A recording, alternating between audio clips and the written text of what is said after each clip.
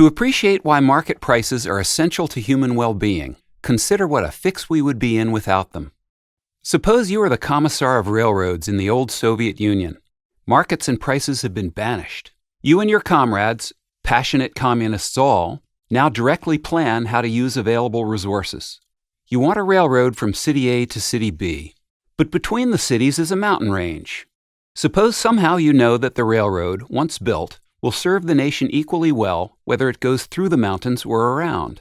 If you build through the mountains, you'll use much less steel for the tracks because that route is shorter, but you'll use a great deal of engineering to design the trestles and tunnels needed to cross the rough terrain. That matters because engineering is also needed to design irrigation systems, mines, harbor installations, and other structures. And you don't want to tie up engineering on your railroad if it would be more valuable designing those other structures instead. You can save engineering for other projects if you build around the mountains on level ground. But that way you'll use much more steel rail to go the longer distance. And steel is also needed for other purposes, for vehicles, girders, ships, pots and pans, and thousands of other things. Which route should you choose for the good of the nation? To answer, you would need to determine which bundle of resources is less urgently needed for other purposes. The large amount of engineering and small amount of steel for the route through the mountains, or the small amount of engineering and large amount of steel for the roundabout route. But how could you find out the urgency of need for engineering and steel in other uses? Just one way engineering is used is to build irrigation systems. To assess the importance of a particular irrigation system, you would need to know what the farmers know about how irrigation would increase the yield of their fields. And to know the value of that increased yield, you'd need to know what grocers know about their customers' eagerness for that produce. That in turn depends on what customers know about the better meals they could fix with that produce. How would you find all this out? Just one way to use steel is to build new trucks. To assess the importance of a particular new truck, you would need to know what the trucker knows about the capacity of his current truck, and how much more quickly he could make the deliveries his customers want with a new, bigger truck. To know the importance of those deliveries, you would need to know what his customers know about the value of getting goods delivered. That in turn depends on what still others know about the uses of those goods at their destinations. To reason about where to route the railroad, you need this kind of information for all possible uses of engineering and steel. That's a massive amount of knowledge, held by millions of people throughout society. How might you get it?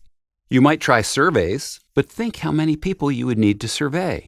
All those who prepare meals with produce, and all those who take delivery by truck for starters. The numbers would be staggering. And often people don't even know what they prefer until they face an actual choice. So they might not be able to answer survey questions accurately. Even if they could, by the time the surveys were returned and processed, much of the information would be out of date.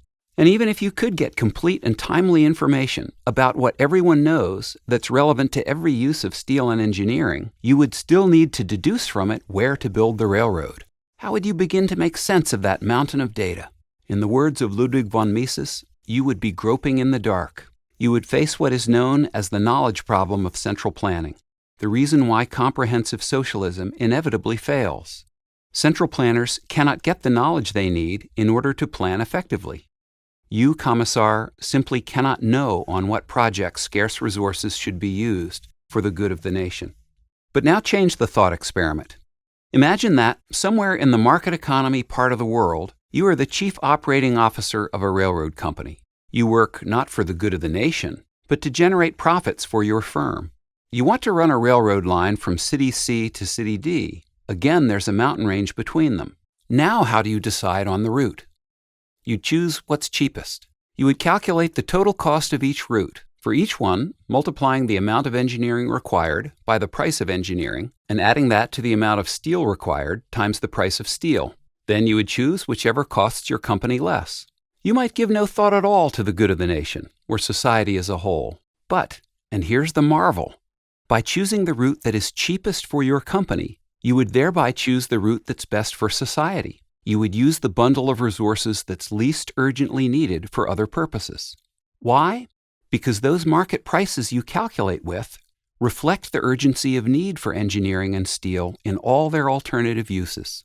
For example, Suppose customers wanting tastier meals would buy better, more expensive produce if it were on the shelf of their local grocery. In effect, they're offering grocers more for produce, so the grocers will offer farmers more for produce. So the farmers whose yields would be sufficiently improved by irrigation will offer more for irrigation systems, and those who build irrigation systems will offer engineers more to design them. Now that designing irrigation systems pays engineers better, people who want to hire engineers for other projects, such as railroads, will have to offer them at least as much to make it worth their while. The higher price tells everyone who uses engineering that it's become, for some reason, more valuable, so maybe they should use less. In this way, the market prices of resources represent the particular knowledge and preferences of millions of people who directly or indirectly use those resources, and the prices communicate that knowledge and those preferences to everyone interested.